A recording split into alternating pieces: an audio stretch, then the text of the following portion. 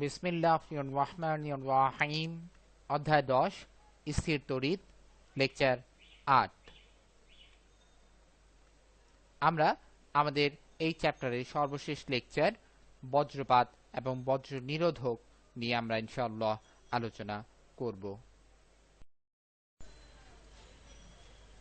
নতুন নতুন ভিডিও পাওয়ার জন্য মিজান একাডেমি ইউটিউবের চ্যানেলটিতে সাবস্ক্রাইব করুন এবং আমাদের সাথে থাকার জন্য নতুন আপডেট পাওয়ার জন্য www.mizanacademy.com এ চোখ রাখুন এবং ফেসবুকে থেকে নতুন আপডেট অথবা ইনফরমেশনের জন্য ফেসবুকে মিজান একাডেমিতে একটি লাইক দিন।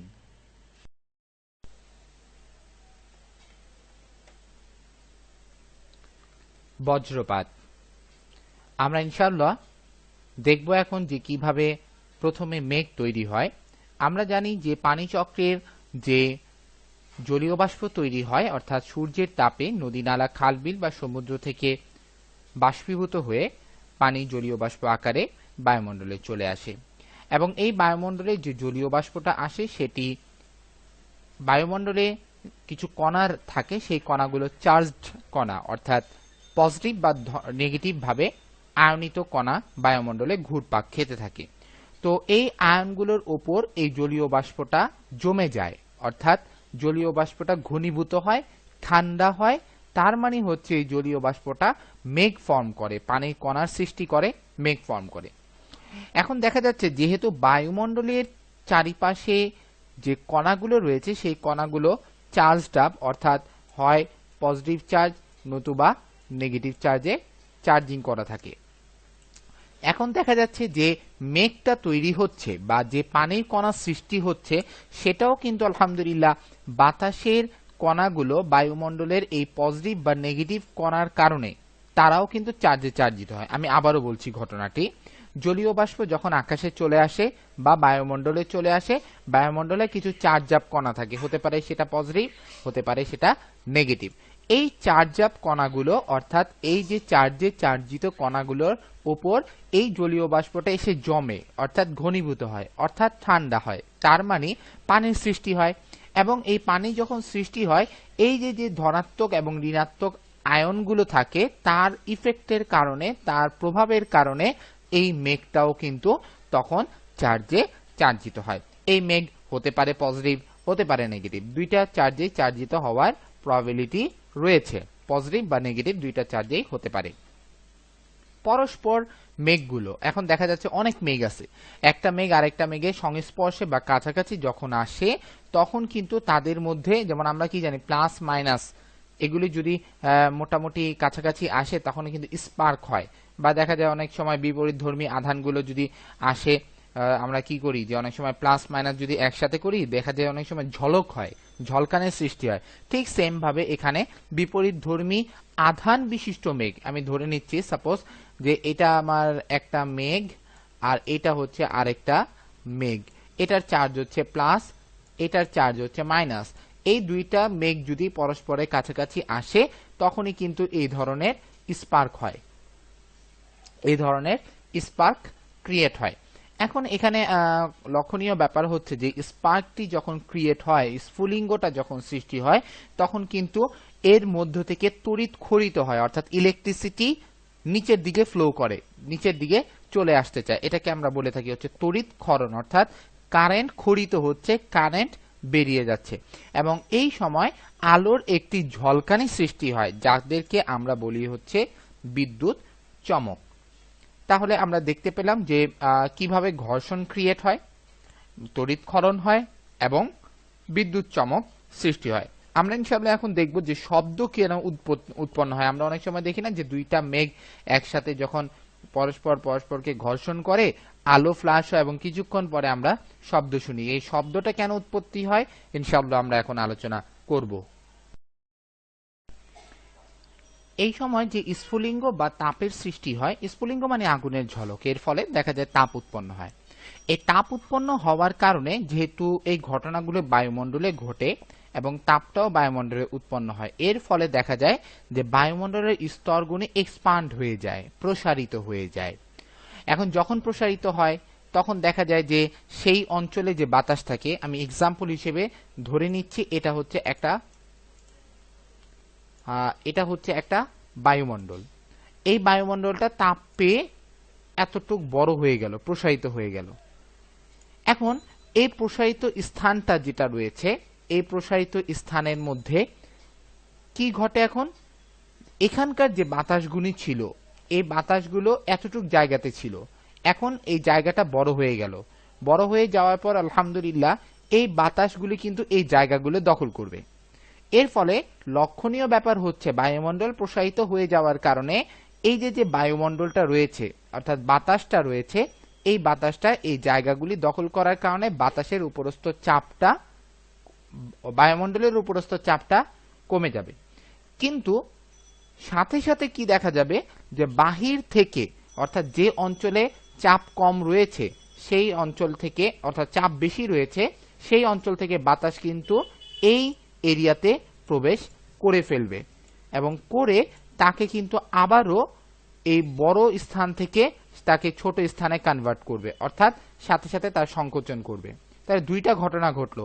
তাপ পাওয়ার পর বায়ুমণ্ডলের এই স্তরটি কিন্তু বড় একটা স্তরে প্রসারিত হয়ে গেল, এর ফলে এখানকার বাতাসের চাপ কমে যাচ্ছে। কিন্তু তৎক্ষণাৎই দেখা যাচ্ছে বাহির থেকে বাতাসের কণাগুলো যেখানে চাপ বেশি ছিল, সেই বেশি চাপ থেকে স্থান থেকে বাতাসটা এই কম চাপ বিশিষ্ট বাতাসের স্থানে প্রবেশ করে জায়গাটাকে আবার কনজাস্টেড করে ফেলতেছে, সংকুচিত করে ফেলতেছে। কোনটাকে? বায়ুমণ্ডলের স্তরটাকে। তাহলে আমরা কি দেখতে পাচ্ছি? বায়ুমণ্ডলের স্তরটা প্রথমবার সম্প্রসারণ ঘটলো এবং কিছুক্ষণের মধ্যেই কিন্তু সংকোচন ঘটলো। তাহলে বাতাসের এই স্তরের বা বায়ুমণ্ডলের এই স্তরের সংকোচন বা প্রসারণের ফলে প্রচন্ড শব্দের সৃষ্টি হলো। এই প্রচন্ড শব্দের সৃষ্টিটাকে আমরা মেঘের গর্জন বলে চিনে থাকি এবং এর কারণেই শব্দ উৎপন্ন হয়। এখন নরমালি যে ব্যাপারটা হচ্ছে যে এইটাকে আমরা বজ্র নাদও বলে থাকি। আমি আবারও বলছি, বজ্রপাতের কারণে যে শব্দ তৈরি হয় তাদেরকে আমরা কি বলতেছি? বজ্র নাদও বলে থাকি।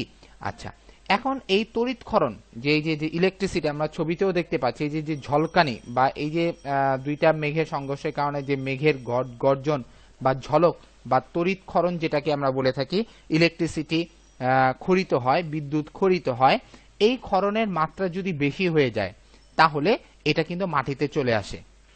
অর্থাৎ বজ্রপাতটা কিন্তু এই তড়িৎক্ষরণের মাত্রা যদি বেশি হয় তাহলে যে কারেন্টটা আছে এই কারেন্টটা কোথায় চলে আসে? মাটিতে চলে আসে এবং মাটিতে এসে সেটা অনেক সময় হিউম্যানের উপর পড়ে বা প্রাণীর উপর পড়লে মারা যাওয়ার সম্ভাবনা থাকে। বজ্র নিরোধক। আমরা প্রতিনিয়ত বজ্রপাতের কথা কিন্তু শুনে থাকি। বজ্রপাতটা হচ্ছে যে মেঘে মেঘে ঘর্ষণের কারণে যে তড়িৎক্ষরণ হয়, সেই তড়িৎক্ষরণ পৃথিবীতে মাটির ওপরে, বাড়ি বা মানুষের ওপর বা গাছের ওপর পড়ে সেটি গাছ, মাটি বা মানুষের ক্ষতি করে থাকে। অর্থাৎ মেঘের ঘর্ষণের ফলে মাত্রাতিরিক্ত তড়িৎক্ষরণ যেটা পৃথিবীতে এসে থাকে সেটি হচ্ছে বজ্রপাত। তাহলে এই বজ্রপাত থেকে কিভাবে আলহামদুলিল্লাহ আমরা ইনশাআল্লাহ সেভ হতে পারি, বা আমরা কিভাবে বজ্রপাত থেকে আমাদের তৈজসপত্র, দ্রব্যাদি এমনকি নিজেদেরকে ইনশাআল্লাহ প্রোটেকশন করতে পারি, তার জন্যই কিন্তু বজ্র নিরোধকের ব্যবস্থা।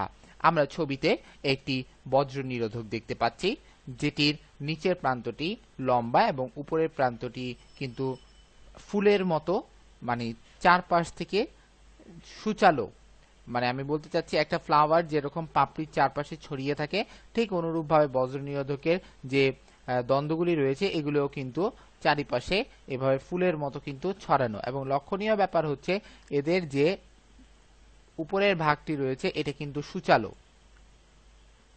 মানে চোখা, এবং এদের কানেকশনটি দেওয়া হয় হচ্ছে বাড়ির গা ঘেঁষে। যেমন আমরা দেখতে পাচ্ছি এই বাড়ির ছাদের মধ্যে একটি বজ্র নিরোধক পাত লাগানো আছে। এই বজ্র নিরোধকের দ্বন্দ্বটির সাথে উপরে রয়েছে এবং এর থেকে মোটা একটি তার টেনে এই তারটাকে একদম ভূগর্ভস্থ মাটির নিচ পর্যন্ত পাঠিয়ে দেওয়া হয়। তার কারণ হচ্ছে যে এইখান থেকে যদি তড়িৎ ক্ষরণ হয় তাহলে হাই ভোল্টেজের কারেন্টটি এই শর্ট পাথ পেয়ে মাটির মধ্যে চলে যাবে, অর্থাৎ নিস্তরিত হবে এবং আলহামদুলিল্লাহ প্রোটেক্টেড হবে। এখন আমরা আসি যে এই বজ্র নিরোধক পদার্থটি বা দ্বন্দ্বটি কাজ কিভাবে করে।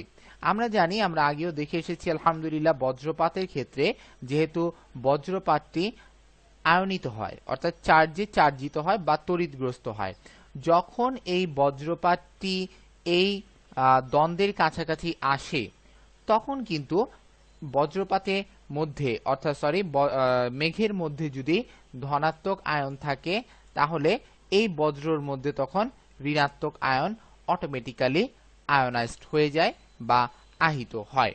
যদি এই মেঘের মধ্যে ঋণাত্মক আয়ন থাকে তাহলে এই দ্বন্দ্বটার মধ্যে অটোমেটিক্যালি ভাবে পজিটিভ আয়ন আয়নাইজড হয়ে যাবে ইনশাআল্লাহ। এরপরে যে কাজটি হচ্ছে যে এই দ্বন্দ্বের চারিপাশে যে বাতাস রয়েছে, আমরা তো জানি বায়ুমণ্ডলের চারিপাশ বরাবরই বাতাস বিদ্যমান, তাহলে এর চারিপাশে যে বাতাস রয়েছে সেই বাতাসগুলো এই দ্বন্দ্ব থেকে চার্জ বা কণা, আয়নিত কণা নিয়ে আহিত হবে। যেমন এই দ্বন্দ্বটি যদি ঋণাত্মক আধানে আহিত থাকে তাহলে এর চারিপাশের বাতাসের স্তরটি কি হবে? ঋণাত্মক আধানে আহিত হবে। এর ফলে ঋণাত্মক চার্জ বিশিষ্ট যে বাতাসটি রয়েছে সেটি কিন্তু এই যে ধনাত্মক চার্জ বিশিষ্ট মেঘের কাছে যাবে এবং প্লাস মাইনাস পরস্পরকে আলহামদুলিল্লাহ নিউট্রাল করে দিবে। এর ফলে বজ্রপাত হওয়ার টেন্ডেন্সি বা প্রবাবিলিটি বা সম্ভাব্যতা কমে যাবে। এভাবেই আলহামদুলিল্লাহ আমরা বজ্র নিরোধক পদার্থ ব্যবহার করে ইনশাআল্লাহ নিজেদেরকে এবং ইনশাআল্লাহ বাড়িঘর বা অন্যান্য তৈজসপত্রকে আমরা বজ্রপাত থেকে ইনশাআল্লাহ রক্ষা করতে পারি। আর লক্ষণীয় ব্যাপার হচ্ছে যে থান্ডারস্টর্ম বা বজ্রপাত সবচাইতে টলেস্ট যে জিনিসটি রয়েছে বা লংগেস্ট যে জিনিসটি রয়েছে তার উপর থেকেই কিন্তু মাটি পর্যন্ত পৌঁছে। যেমন এক্সাম্পল হচ্ছে, যেমন অনেক সময় বলা হয় কি বজ্রপাতের সময় খোলা মাঠে হাঁটবেন না, কারণ কি? যেমন আমি একটা ফিল্ড আঁকি, এটা হচ্ছে একটা ফিল্ড, এই ফিল্ডে খোলা মাঠ। এখন আপনি এখানে দাঁড়িয়ে আছেন, তাহলে এখানে যদি দাঁড়িয়ে থাকেন তাহলে এই ফিল্ডের মধ্যে সবচেয়ে লম্বা মানুষ কিন্তু আপনি। যদি কোনো গাছ টাছ থাকে, গাছ না থাকে বা কোনো ঘাস থাকে, ঘাসের চেয়ে লম্বা মানুষ হচ্ছে আপনি। সো